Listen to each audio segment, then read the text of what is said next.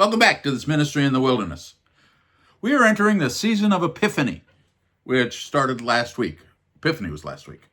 And we hear from Matthew today. And it's good to remember when we hear from Matthew that we don't hear anything about Jesus' relationship with his quote-unquote father until here. In Matthew, Jesus and his family, after he was born, traveled to Egypt to escape Herod, and they came back after he had died. So we don't know what kind of relationship Jesus had vis-a-vis with his God for his first 30 plus years in Matthew. Yet in today's story from Matthew, Jesus is called from Nazareth to the Jordan to be baptized by John. Matthew chapter 3, verses 13 through 17. Jesus came from Galilee to John at the Jordan to be baptized by him.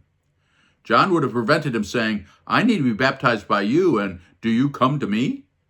And Jesus answered him, "Let it be so now, for it is proper for us in this way to fulfill all righteousness." Then he consented. And when Jesus had been baptized, just as he came up from the water, suddenly the heavens were opened to him, and he saw the Spirit of God descending like a dove and alighting on him. And a voice from heaven saying, "This is my Son, the beloved, with whom I am well pleased."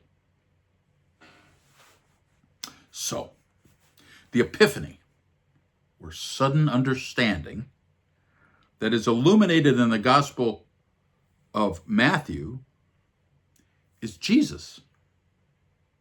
He, Jesus, is the one who saw the heavens open up and the Spirit of God descending like a dove onto him. He was the one who heard the voice from heaven. "This is my Son, the beloved, with whom I am well pleased."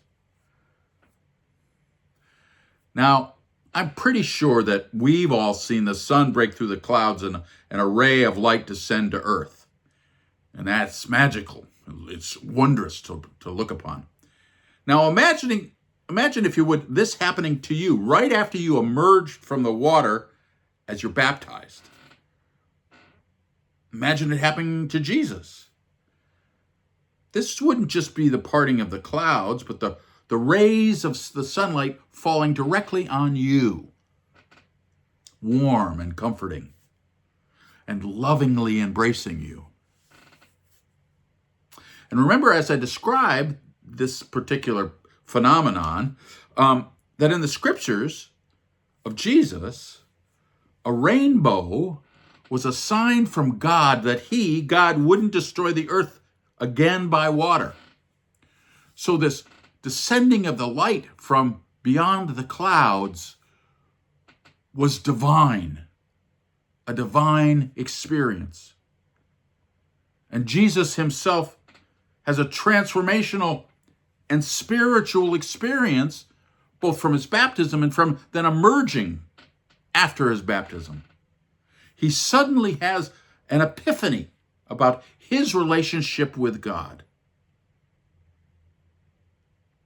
And then in the next verse, which we don't read today, because we try and make this epiphany about us, the next verse in Matthew, Jesus enters the wilderness for some 40 days of solitude, trying to come to grips with now what he was supposed to do with this epiphany.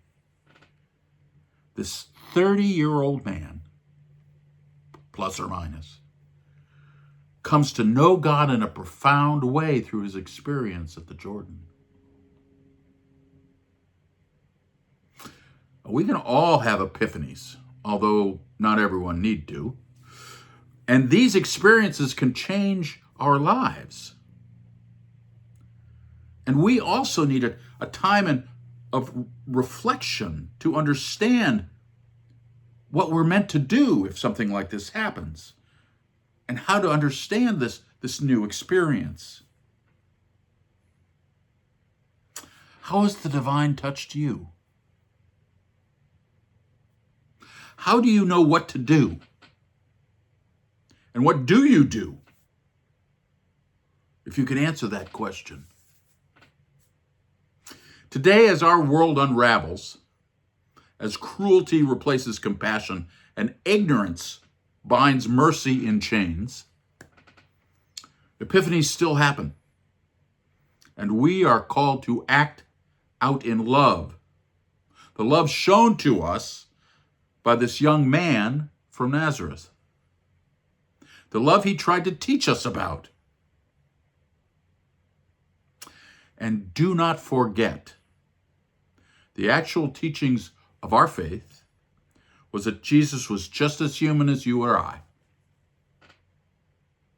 And if I am to see his face in you, I must acknowledge the divinity in your soul too, not just his. Amen. Now, if you want to support this ministry and message, please like, subscribe, and share this video on your media feeds. We may exist in the wilderness, but we are not alone here, rest assured. Leave a comment if you want, and come on back to this channel in the wilderness. I remain yours in faith. Until next time, blessings to you all.